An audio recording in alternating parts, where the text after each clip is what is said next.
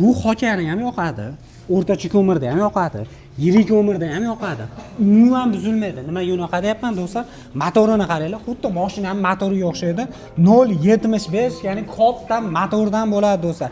Eng qizig'i bu turgan qora quti nima desangiz do'stlar, mabodo svet o'chib qolsa do'stlar, 20 soatdan 40 soatgacha mana shu qora qutimiz o'chirmas ekan. Bu qora qutida qo'shimcha do'stlar, aqlli miyasi hamma yo'q mana shu qora qutining ichida ketgan bo'ladi.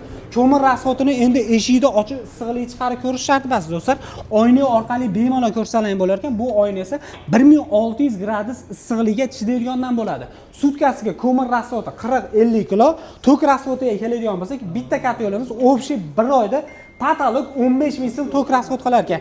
Eng qizig'i mashinaga ishlatilmagan original karbonniy materiali bo'ladi. Mabodo buzilib qolsa-chi desangiz do'stlar, buzilib qolsa onlayn, ya'ni ustalar uyingizga kelmaydi, onlayn tuzatib berishar ekan.